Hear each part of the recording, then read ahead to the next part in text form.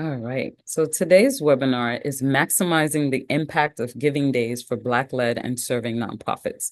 So this is really different and particularly kind of specialized, and we're really glad to have our panelists here today. I'm Yvonne Sims, Educational Programming Manager based in Atlanta, where it's not raining. I'm very excited about that. Hopefully I can get out today. If you don't know Candid, you should know that we are the coming together of Foundation Center and GuideStar. And in 2019, so 5 years ago, we came together, and every year millions of nonprofits spend trillions of dollars around the world. Candid finds out where that money comes from, where it goes, and why it matters. We essentially want to give the philanthropic sector the tools to do good. And we do that through training and through data. And we just want to give you resources so that you do well. And I think we're going to do that today as well. All right, so we have like the powerhouse here today. I'm not going to read bios just because they're that long and that good, but we want you to know that Ebony Johnson Cooper is here, Takia Wallace McMillan is here, Sydney Farley is here, and Valida Fullwood is here. And if you read their bios, you're already excited, you're getting your popcorn, all of the things. But I'm going to turn it over to the ladies so they can get started. Thank you so much, Yvonne. It has been an absolute pleasure to get to know you over these past few months.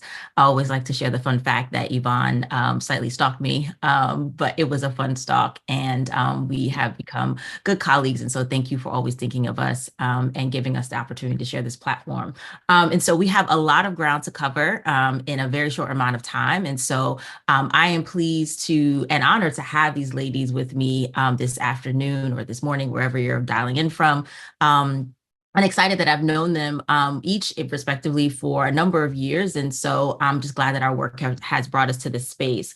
And so welcome. You'll hear us use some terms: Black-led, Black benefiting, Black philanthropy month. And I just want to name that that is very intentional. We don't come into this space from a person of color because I don't have that experience of a person of color. I don't have a BIPOC experience. And so we are very intentional about using Black-led and Black benefiting. And we'll share that, what that means for the organizations, because it is going to be Black Philanthropy Month. And there's something beautiful about that. And so we want to be very intentional. And so I want to name that. And so really quickly, not to take away from any of the excellence of the women here joining us today. But we have with us one of our partners, the founder of the new generation of African-American philanthropists, Valida Fullwood, joining us from, I'm imagining Charlotte, but I don't want to be in your business. So I know that she lives in Charlotte. And so Valida, tell us hello. And I'm going to ask of each of our panelists, what was the last emoji that you used in your text messages, and why, if it's any of our business, but maybe just what's the last emoji? All right. I don't mind you being nosy. And yes, I am in Charlotte this morning. My last emoji is the heart eyes, the love eyes. I got lots of love to give, and most things that are sent to me, I just love receiving them or excited about getting them. Thank you, Valida. And next, Sydney Farley. We both have little people who probably keep us up at night and hate bedtime and all things structure. So Sydney, please. Sydney is the founder of iFly, which is a wonderful nonprofit located here in the DMV area. You'll hear lots more about it. But Sydney, what was the last emoji you used in your text messages? Oh, you're still on mute. 4 years later, we still do it. It's okay. Sorry. Okay. So I use I think it's like the like, with the face emoji where he's like, that emoji, because my cousin sent me a video of like Instagram, and I'm like in the video at the gym, and the girl, I didn't know I was in her video, and she like posted online, and I was like, why would she do this? And she like blanked her face out, but not mine. And I was like, no, sis, why did you do this? Yes. That is the thing. It was random fact. But it's actually a new thing where gyms are putting up, disclaimers. Please don't record in the gym. But anyway, sorry you had to be victim to that. But at least you were in the gym. Hey, you was in the gym getting it. And last but certainly not least, we have Takia Wallace McMillan, who is the founder of Brown Girls Do Ballet in Dallas, Texas. And she's also a Do Good YBGB fellow. So welcome, Takia. And what was your last emoji? Hi, everybody. I'm excited to be here. The last emoji I used was the crying, laughing emoji, and that's because I have and surrounded by incredibly funny people. And so everything they say makes me laugh, which is amazing. Awesome, awesome. And I left myself out. So the last one that I could find, I was rolling my eyes at my brother from another mother because he's not joining me for my birthday celebration this weekend. So I was like, I don't understand why. But anyway, excited to be here with you all. And certainly this is going to be a wonderful conversation. So let's jump right into it. Welcome, everybody. I can see you all in the chat. I saw Dallas and folks shouting out their nonprofits. So please keep the conversation going. So we are excited to have you all here. And thank you for joining us today. Thank you. I appreciate it. So what makes Give 828 unique? Imagining that many of you are already registered and signed up. Okay, yes. But Give 828 is the only fundraising day, crowdfunding day dedicated to Black benefiting nonprofits here in the United States. And we are really excited because this is our 7th year doing Give 828. And compared to other giving days, and there are lots of giving days that exist throughout the country, but this is the day that sits right in Black Philanthropy Month, right at the tail end of Black Philanthropy Month. But the date, August 28th, is a serendipitous day in the Black community that has all things happy and sad, but celebratory in that we are a resilient and powerful people. And so we are really excited. Please check out more about Give 828 at give828.org. And as my mother likes to say, I can show you better than I can tell you. So DJ, please drop the video. Thanks, will do. That sounded much cooler than I'm making it. I know, right? I thought it might. So here we go. Are we hearing the sounds? Give 828 is a special Yes, day. but you might have to start it over. Black-led Okay. and Black benefiting. And full screen if you can. Welcome to Give Sorry. 828, Y'all the are in Blackest my Day way. of giving. Give 828 is a special day dedicated to supporting Black-led and Black benefiting nonprofits across the nation, from education and healthcare to social justice and community development. These incredible organizations are driving positive change in our communities. Why give on 828? Because your support helps amplify the brilliance of Black leadership and ensures these nonprofits can continue their vital work. Your donations make a world of difference. Throughout the years, we have raised over $1 million, helping more than 1,000 nonprofit organizations. It's easy to get involved. If you are a Black nonprofit, register so that you can fundraise. If you are a donor, earmark your dollars to give to your favorite charity.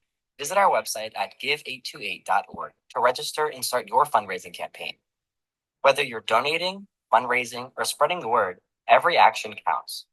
Mark your calendar for August 28th and join us in making a lasting impact. Together, we can achieve more than ever before. Let's make this year's Give 828 the best one yet. Right. Thank you so much, Yvonne. All right, so let's just hop right into it. So panelists, whoever wants to jump in, what attracted you to Give 828 as a fundraising opportunity? I can start. I know for me specifically, we had tried to fundraise on Giving Tuesday, and we found that it was just very oversaturated. It was so much competition, and our donors were really split in like where they gave their funds that day. And I just felt like we were being drowned out. And so it attracted the Give 828 was attractive because it was really putting a spotlight on the work we do as a Black-led organization in our community. And I think it really spoke to our donors as well, too. Yeah, thank you, Sydney. And just as a little context, I realized we didn't share what is a Black-led and Black benefiting nonprofit. So for us, we borrow from our friends at AbbVie. Black-led and Black benefiting means that at least 50% of our board, 50% of the boards and the 50% of the staff of the organization that participate are Black. And so Black is inclusive of all of the diaspora, but it's important because being Black, especially at the board level, majority Black, means that the power is evenly and equitably distributed. And so it is important that each and every one of the organizations that participates is Black-led and Black benefiting. So Takia, I saw you about to jump in. What attracted you to the day? So what attracted us is similar to what Sydney spoke of about Giving Tuesday. It was too saturated and there were so many different organizations that people could donate to. But aside from that, right before Giving Tuesday, locally, we have a day that's called North Texas Giving Day. We were also being drowned out there because our area is big, but small at the same time. And people really like to give to organizations that had a long standing foothold in the community. And Give 828 gave us a way to maybe more or less honor the people that we were giving our funds to majority anyway, and that may not have necessarily been directly in our Metroplex. So it was a way for us to cast a wider net for people who would be willing to support our organization. Very cool. And excitingly, we've had the support of Valeda and InGap for a few years, and now the second year as a sponsor. What attracted you all to Give 828? Well, 7 years ago, when you launched Give 828, I thought it was a brilliant idea and loved the genius of it all.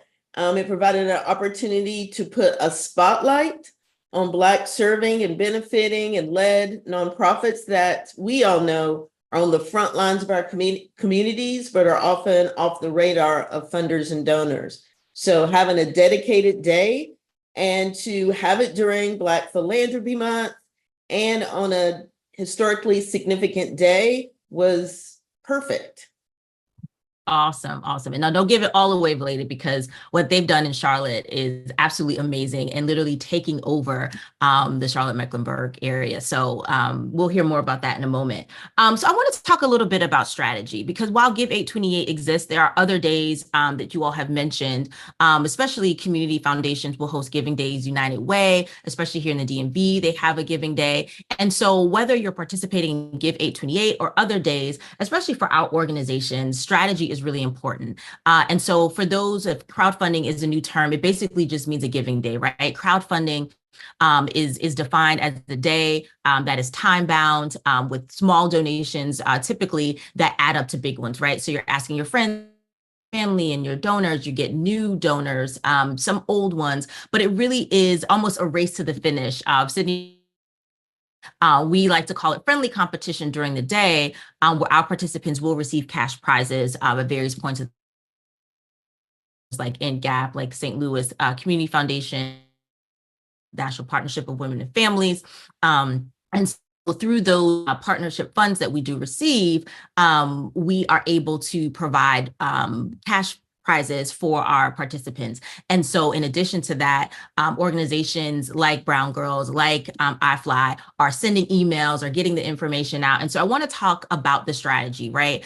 We know that less than 2% now of all institutional funds go to Black organizations. But on this day, right, we're defying what the data says, and we're really pushing to get our folks out there to give. And so there are 3 distinct phases that we found as we put together any crowdfunding day. The first of which is preparation. Right. It's that stretch from the moment that we begin to when we open up registration. We do it now on Juneteenth, which is a significant day. So from the moment of Juneteenth all the way to August 28th, right, we have 2.5 robust months to prepare for the day. And the next, of course, is execution on the day of. We do open up giving on the 26th. So you have 2 days to kind of get started a little bit, kind of prime the pump. And then you have post-event, which is often forgotten about, and one that even we as the Young Black and Giving Back Institute need to do better ourselves. But I want to break down those 3 distinct phases for the time that we have. And when it gets started, I'll start with either Sydney or Takia, whoever wants to hop in. But what's the most important aspect during the preparation phase for both of your organizations? I'll start. I think the most important phase or piece in preparing for our giving day is number 1, to prep my board, because sometimes boards are, quite honestly, very clueless about what a giving day is. And because there's so many, you have to have a different strategy for each giving day. A lot of elements will be the same, but for 828, it's a little bit different. And so I have to prep my board. And then we are a tiny but mighty team. Splitting tasks is a huge deal for us. And then after that, just creating a really good timeline for us to attack the day. Mm-hmm. Mm-hmm. Yeah, I would echo that. I was going to definitely say prepping the board is like number 1, getting them involved. Like we always send instructions or like samples on things that they can post, like making sure that we have graphics that can be shared out the day of, and just being clear on like what outreach looks like, because sometimes people might just post something on social media and think that's enough. So we give like guidelines in regard to like texting your family and friends, making phone calls, and not waiting until just the day of to mention this, to like have that build up so that when the day actually comes, they've already seen or heard about this and they're ready to donate on that day. Yeah, that's actually a really good point, one that I kind of went over my head, and part of why you both have been so successful, and we'll talk about that in a moment. And we help our organizations with that preparation. We do have toolkits for our nonprofits that help you from soup to nuts. We give you the verbiage to be able to use from newsletters to emails to social media posts. So we try to provide you with all that you need, and then all you have to do is send it, because we can't do that part for you. So it's good to hear that the preparation starts with the board for you all. And so Valeda, you all have a slightly different but equally as impactful approach to the day, given your broad reach. So can you share from an in-gap standpoint, what has been most important for you all during the preparation phase in Charlotte?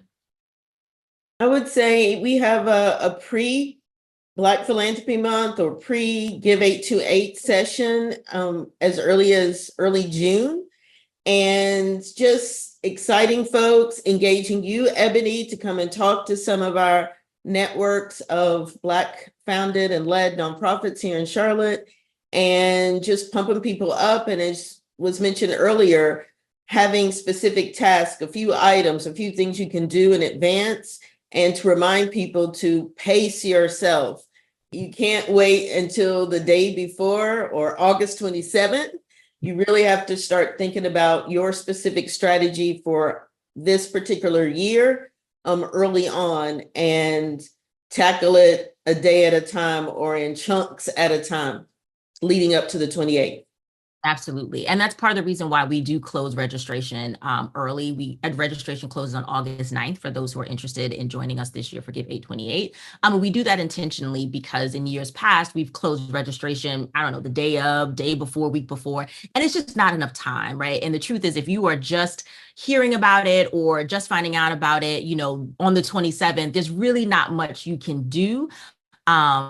I mean, every dollar counts, don't get us wrong, but we really want you to be intentional and take the time, pace yourself, like you said, Valeda, and getting your folks. I mean, you all had 70 organizations last year, and I'm sure that is just sort of a small piece from the larger just celebration and excitement in the area. And so it does take time to kind of get it together.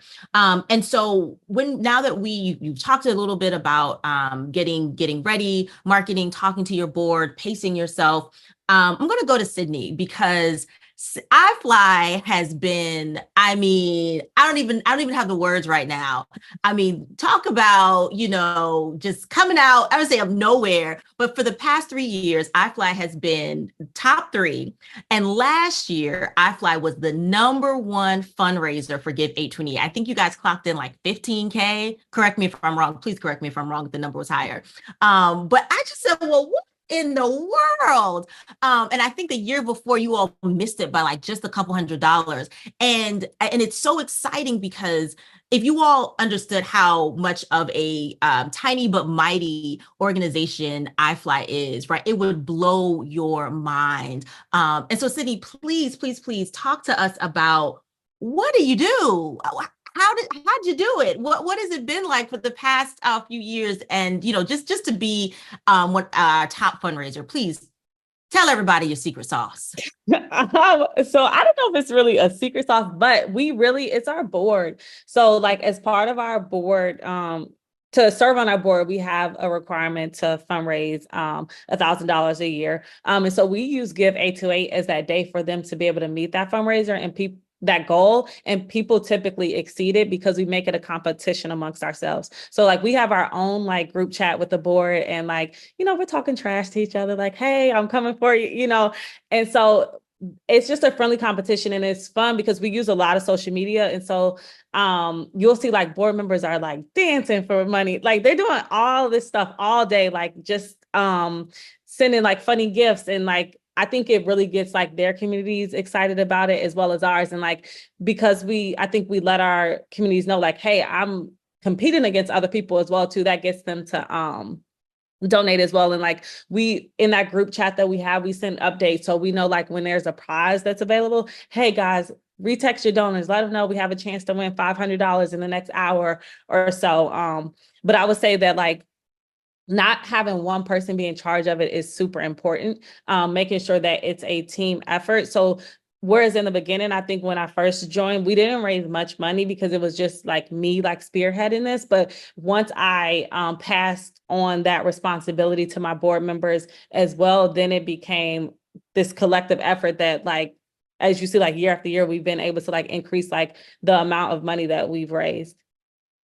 Awesome. I hope my board is listening. They've been blowing up our group chat just on, I hope y'all are listening because we, what I'm saying. Anyway, all right. So when it comes to marketing, right, visuals, right, some folks are visual learners and visual engagement. I don't know if you all have seen the beautiful graphics and the beautiful little girls and their ballet shoes and their point shoes. But Takia, you all do a beautiful job with your marketing, which is a reflection of how well you all also do. So can you talk to us about how important marketing is on the day of, and how that resonates with your donors and in turn the success that you all have had with Give 828? Yeah, so it plays a huge role in it. So my background prior to coming into this space was I was a freelance photographer. So the images that we use oftentimes are ones that I've shot over the course of, a season. And so we bank all of those. I have an amazing social media intern who is also a former ambassador for our program, which is really important because if everyone has access to that bank of images, they understand what the rollout for the Giving Day looks like, they can take it and make it their own, right? And so you have all of these individual ambassadors that take these marketing materials and they go out and they soldier forth to help us fundraise that day. And then I'll also say I'm a meme girly. So on the days of Giving Days, I've already got my bank of popular memes and things like that that are going around. I definitely push those out to my own network. They find it hilarious. I'll find two eyebrows that are super close together and I'll say, we're this close to reaching our next goal, that sort of thing. And people love that. If you can make them laugh, they'll give you $5, $10 very easily. I love it. I love it. I love it. Yes. So thank you all for sharing that. And so I want to turn to post-event. And so that is where, and even we could do a better job, right? So we engaged our board, we're making folks laugh, and we've done all this work. And then the day's over, right?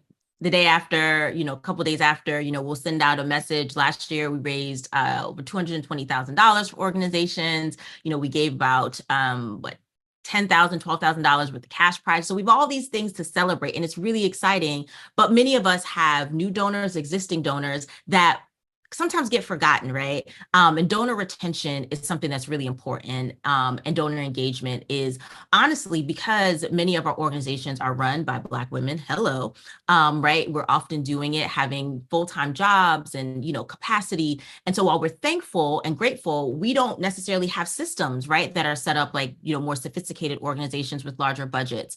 Side note, many of our organizations that participate in Give 828 are operating with budgets of less than $500K.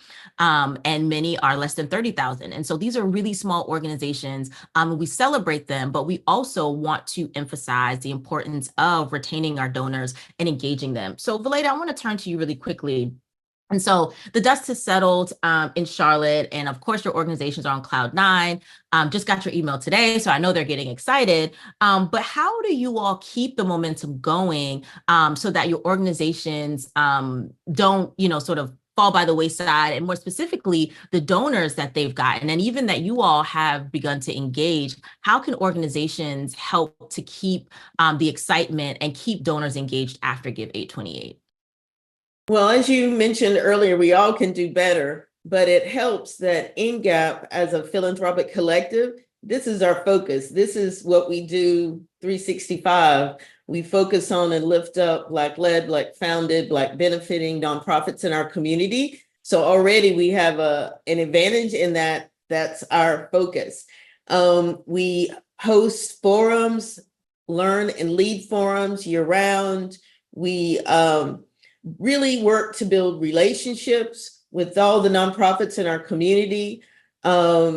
we've been around 18 years, so we've had some time to build relationships and to connect with a broad range of Black benefiting, Black serving, Black-led nonprofits across Charlotte, Mecklenburg.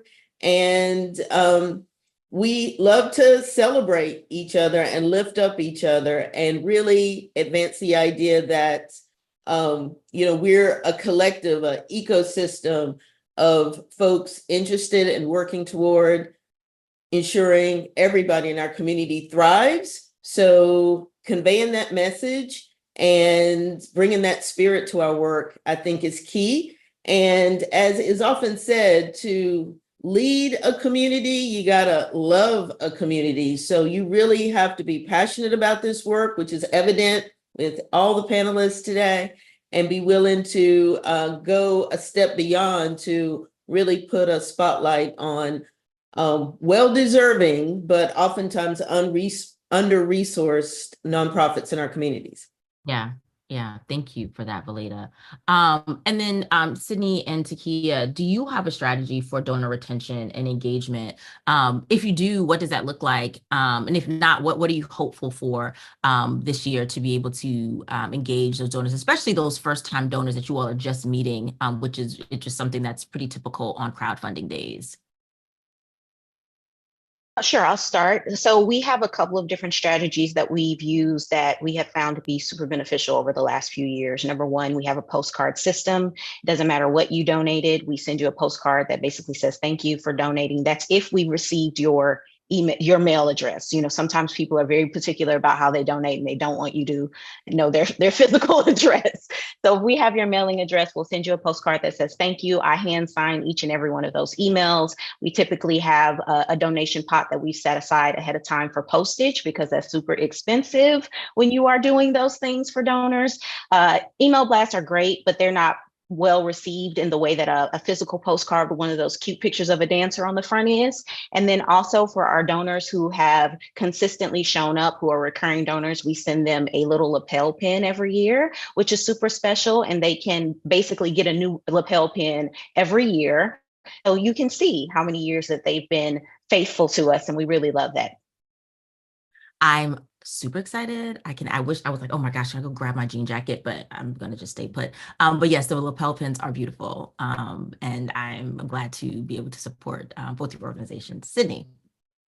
So we do send like just the typical like email afterwards, but for some of our donors that typically we do like $50 or above. So some of the higher donors will send them like personalized letters from our girls. So like during our camp, they don't get it right away, but we'll have our students write like them a letter and personally thank them for donating. And then we have done like postcards around like Christmas time in the past, around like the holidays, as a thank you for all of our donors as well too. Yes, and they are absolutely beautiful. So we've come to the end of the discussion part because we want to leave for questions, and I know that there's some already bubbling. I can see them. So one piece of advice for new nonprofits that are nervous, we get new organizations every year. They're like, I've never done this before. I don't know what to do. Or even organizations that have participated, encourage them. What would you say to them so that they too can find success, and however the success is defined for them on Give 828? What would that encouragement look like? And I'll start with you, Valeda. Yeah, I will say just get started. Don't get overly or preoccupied on specific outcomes. I mean, it may be modest donations you receive in your first years, but as you build your muscles and capacity to do even more, building off the examples that were shared today, stay at it. I mean, that is what we're doing as a philanthropic collective, not as one of the donor nonprofits that's participating, is to stay at it, to build a base, to build awareness, to create new tools and strategies to achieve the big outcomes that we want over time. Thank you. Sydney? I would echo what Valeda said. Definitely just start and don't like feel discouraged if you don't raise that much your first year. Like I said, when we first started out, I don't know how much of it, maybe we raised $1,000 or not, I'm not sure, but I think you can find, learn lessons from each year and like just figure out a couple of things that you want to improve upon the next year, and just keep building. As Ebony mentioned, my organization is very small. We're a volunteer-led organization. We don't have staff. And so you also have to be realistic and do what your organization allows you to do with its capacity, and just don't get discouraged or compare yourself to other organizations who may have a full staff, for example, that are working to like make their campaigns roll out a certain way. That's good. That's good. Thank you. Takia.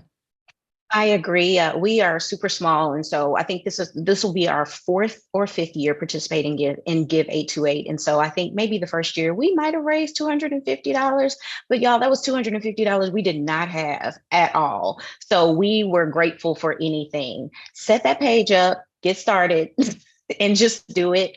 You will learn a lot that first year to apply to the next year, and it will become one of your kind of core giving days, which is amazing. And it's just something we do now. It is a very hectic day. You will be sweating the entire day, but I promise it's worth it. Yes, get that good deodorant. But it's also a fun day, right? And as they mentioned, right, all the things that are happening, we partner with a platform, Mighty Cause, that is really helpful. So it's 24/7 support. If something happens, if someone decides that, if a donor gives and they're like, I gotta get my receipt, or someone gets stuck on a page, there is 24-hour tech support on the day of. So starting from the 26th, when early giving begins, through the day, you have the tech support. And so once your page, everyone's talking about that page. So with your registration, there's a nominal $25 registration fee. If you are in Charlotte, NGAP is going to cover it. If you're in the Sarasota region of Florida, Sarasota covers it. If you are in St. Louis area, they will cover it.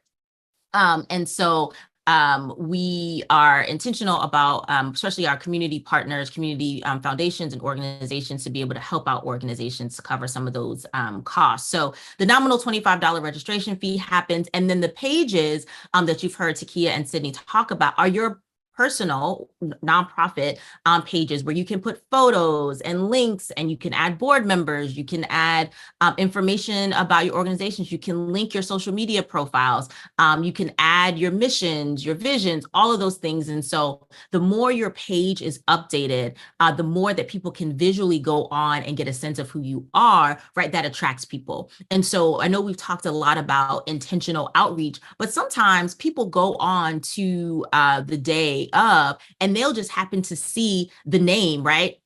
Brown Girl Do Ballet is one that attracts people because they're like, oh, really, right? And there are a number of organizations that people just see. They see their icons, or they'll see the name, and they're like, oh, let me see about that. And you'll just get people who donate because they just see the name, right?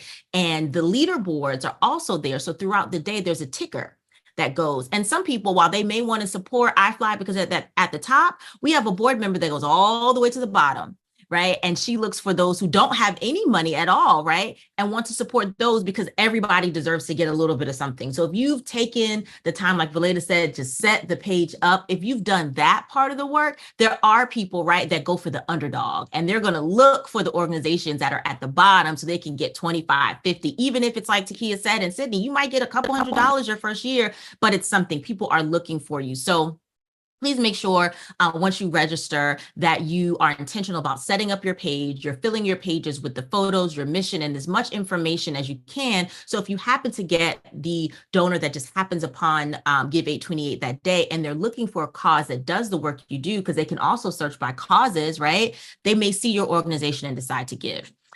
So I want to say thank you quickly. I know we're not done, but just thank you all for sharing. We're going to answer the questions that are in the queue, so you'll be able to give a little bit more of your expertise. But thank you all for having this conversation and sitting on the couch and just chit chatting. So I am going to go to our questions that I see here. So Cornelia says, I'm a new nonprofit organization. Where and how do we begin crowdfunding? So you can begin anywhere, any large giving day. Some nonprofits have their own, right? So if iFly wanted to create a day that says iFly gives, You can. And so the larger giving days that folks know, Giving Tuesday, that's another crowdfunding day that exists as well. So Kristen asks, where can we go to get started? You can go to give828.org. So GIVE, the number 8, the number 2, the number 8, .org. How do I go volunteering and get involved in organization ground level? I'm new to the many Black organizations. I can give this question to Valeda, since Valeda is the queen of Charlotte. Queen Charlotte, get that? But ching. Anyway, for all our Bridgerton fans, how does one get involved on the ground level of getting involved with Black-led organizations? What advice would you give to Eric Peterson? Yeah, I would say reach out. As was shared earlier, these organizational profiles have a lot of details on the organization. So first, tap into your own self in terms of what excites you, what issues you have concerns about or interest you, or you'd like to learn more about. And then find organizations that are doing that work and reach out. Schedule time for coffee, invite the ED or other staff out for lunch and have a conversation and find out how you can fit in and be supportive of the organization's work. Mm-hmm. Mm-hmm. If I could add something. Absolutely. I would say also, like, sometimes like being specific on ways that you think you can help out. I know, like, for me as a small organization, sometimes it's a little overwhelming when people are like, hey, can we volunteer? Or what ways can we help out? And so I think if you have a specific skill set that you know that you could bring to the organization, that would be really helpful to let them know. Mm-hmm, mm-hmm. Absolutely. And I think he was talking specifically also about volunteer opportunities. So all of the things that both our ladies shared should be helpful. So next, we have someone. So this is a question that is related to our policy around Black-led and Black benefiting. Yes, your board has to be at least 50% Black, and your staff has to be at least 50% Black. And so the example that was given in the question, based on that, unfortunately, you would be ineligible.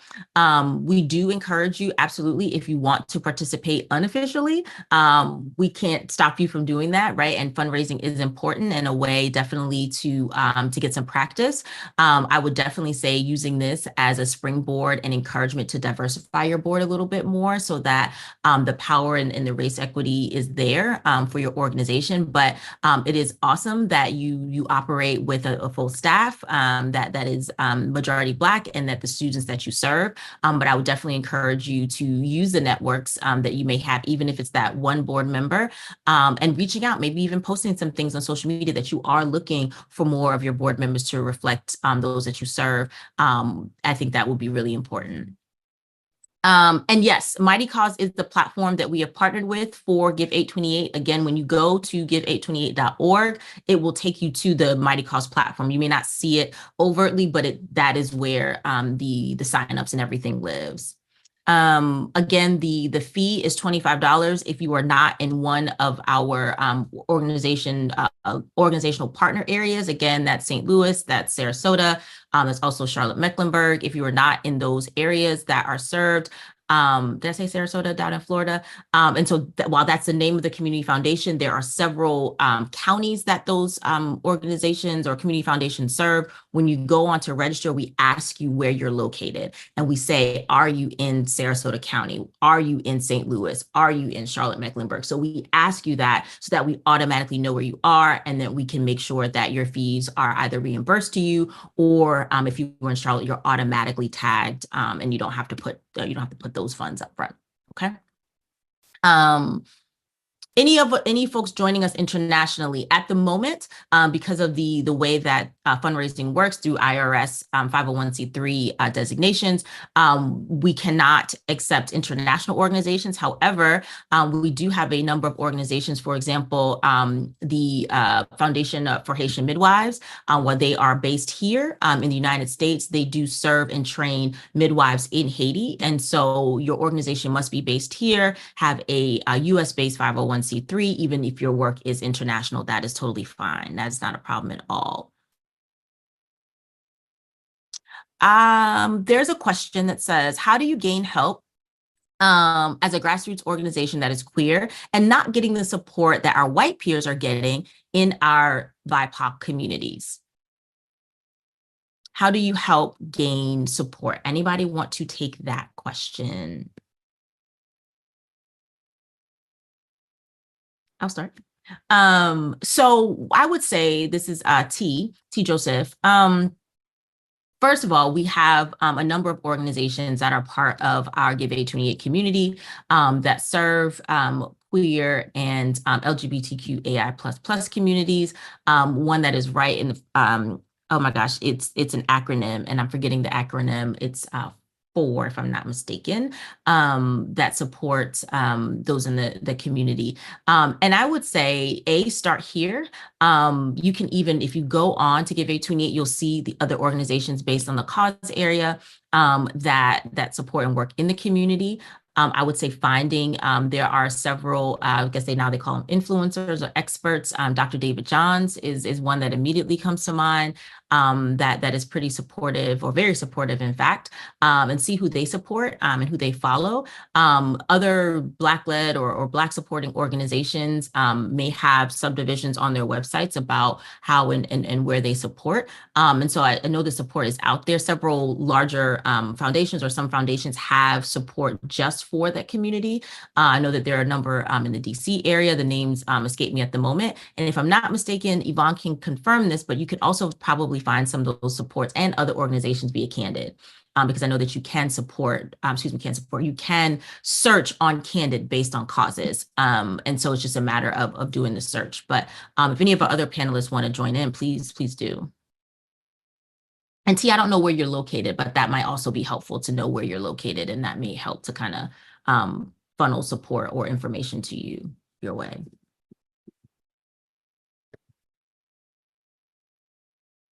Oh, yes, in Columbia, South Carolina. Okay. Yep.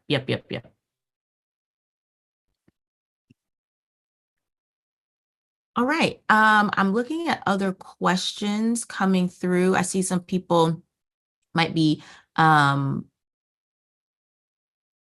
Yeah, Ebony, there's a chat question that Carissa put in the chat, but that's okay. We'll let her ask.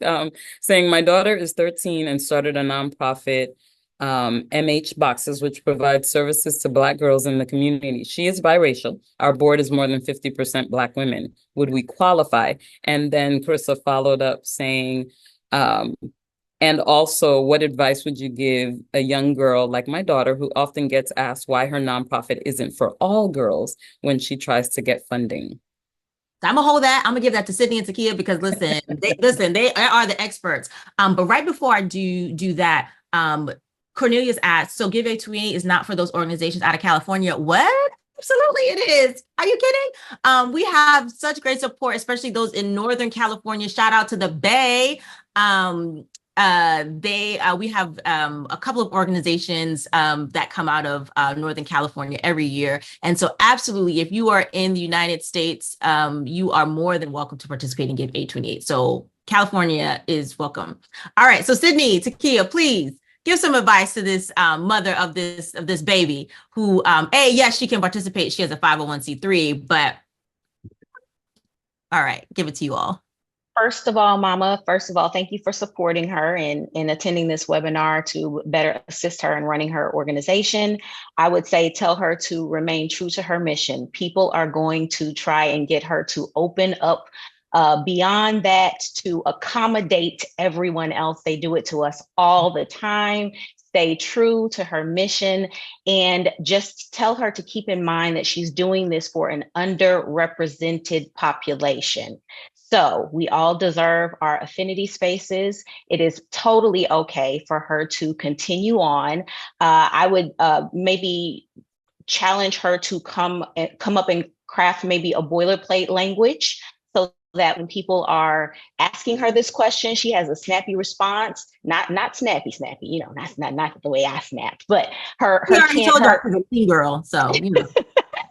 her quick response so that she can basically allow them to move on, because either they're going to assist her and donate in moving her mission forward, her very specific mission forward, or they are going to create a doubt in her in the work that she's doing. And we don't want that, especially with her being so young and already being mission driven. Yeah, I agree. People are going to try to change your mission, insert things into your mission all the time. I get asked all the time, why don't you all have a program for boys, or like whatever the case may be. And so you just have to, like she said, stay steadfast to the mission. But also another thing Takia mentioned is like being able to speak to why you work with this specific group. So certain statistics talk about like the underrepresentation within that certain area that you work in, and that's why you're doing it. So for example, we work with Black and brown girls to give them passports and take them to travel overseas. And so we talk about how only 5% of Black students are represented in study abroad. So just having like that specific number that you can talk to is very helpful. Mm-hmm, mm-hmm. Thank you. I was just going to add that, here at Candid, of course, we talk about your need statement. Why do you have this organization in the first place? And part of it is going to be stats, like Sydney mentioned, and then part of it is going to be like heart, like Takia mentioned, right? I'm doing this because for me, ... also 10%, ... So you definitely want to, it's not a defense. It's why I built this organization. And that's a great thing to have on hand. And Ebony, people are trying to give you work because there's a question about if any of you are offering coaching in the DMV area. Listen, I saw that question. The capacity that I work with is nil, but it is something every year we think about ways that we can be helpful to the organizations that come on. And so we try to do things like this, sort of in a larger space that can, feed the masses. We have the toolkits that are helpful. I wish we could do sort of the one-on-one coaching but I do encourage, if you have specific questions, right? That may be something that we can be helpful with. If I can't speak for the time availability or of our panelists, but if there's something that I can be helpful with, we can shoot you back a quick answer. We can give you some examples of things that have worked really well. But from a sort of more professional development piece, you are welcome to join us at the University of Maryland in our Do Good Institute Certificate in Nonprofit Leadership and Management program. Shameless, not shameless plug, that we do do year-round trainings and opportunities. And as I mentioned at the very beginning, if you weren't on, that Takia is actually one of our fellows. And so from a fellows perspective, I'm sure she can answer some of those questions. And we do have fundraising. We have a fundraising course, we have a strategy course, we have a social entrepreneurship course. And so through that avenue, you will get sort of that robust support in that vein. But as it relates to Give 828, if there's something specific that we can help you with, please feel free to shoot us an email. We have webinars that are available on the website, recorded and live, and any of them that have been live. We've done one about matching, one about the site. There are a number of emails that I didn't add that, but as soon as you sign up, you will get a flurry of emails from not only Mighty Cause, but in partnership with the Young Black Giving Back Institute that help you get ready for the day. And so I know everyone hates reading emails, but these are really good ones. 6 steps to get ready, what you should be doing now, you're 3 weeks out, 4 weeks out, so we try to make sure that we give you enough information, but you just got to take the time to kind of delve through them and kind of pick through it until you kind of get it. So hope that is helpful. We fundraise using Zephy. Can we use a platform? So this is a question we get often. The day is hosted on Mighty Cause. I don't want to misquote the platform fees, but they're very competitive to all of the other platforms that exist. That is where you can have your official page platform will be. So all of the communication, all of the messaging that gets pushed out throughout the day goes through the Mighty Cause platform. We do not promote any other website or any other pages. What I would say is 2 things. One, go ahead and set your page up via Mighty Cause, because that helps us to track, right? And there's one thing that Black organizations need, and that's data, right? So as we continue to grow, I want to be able to say that we've had X amount of organizations that that signed up and we raised this amount of money. The good thing is that if you have another platform, and let's just say you're like, I don't want to use it because we have something else, you can load in your offline donations. So you heard Sydney talk about her board and the competition that they use. I guarantee you not every single dollar comes from Mighty Cause. Like somebody may, send them a dollar through PayPal or Cash App or whatever they may have. But what Sydney will then do on the back end, and Takia or any other organization, including myself, is that you can type in manually the donations that you offline. If you want to do them individually, you can. Or at the end, you can just say, you can just sort of do a mass like $5,000 and it's just an offline donation. While that number will not go towards our big number of what was raised, it will be reflected to say that your organization has raised this much money, right? So I encourage you to use the platform that's there. It makes it really easy. You don't have to do any extra work. But even if you do have a Mighty Cause platform, there are going to be people who might say, you know what, I want to make a bigger donation. I don't want to have to pay an exorbitant fee. The fee is very nominal, but the bigger the donation, the bigger the fee, right? So someone may say, hey, Sydney, we've got this $1,000 gift. I'm going to send it to you through this. And then Sydney's like, cool, I'm going to take your money. I'm not going to tell you no. But then she's just going to make sure that she loads it on the back end as a manual offline donation. And then we get to see the difference of donations that were made online versus those that were made offline. Okay. I think we have time for just a couple more.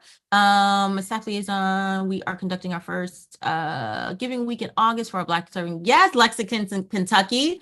How do I help our advisory committee engage in more fundraising efforts? I'm going to throw to Valeda and Sydney as they talked about board engagement. So either one of you, yes, I know you're not in Lexington, Kentucky, but from a advisory committee, how do they engage our advisory committee?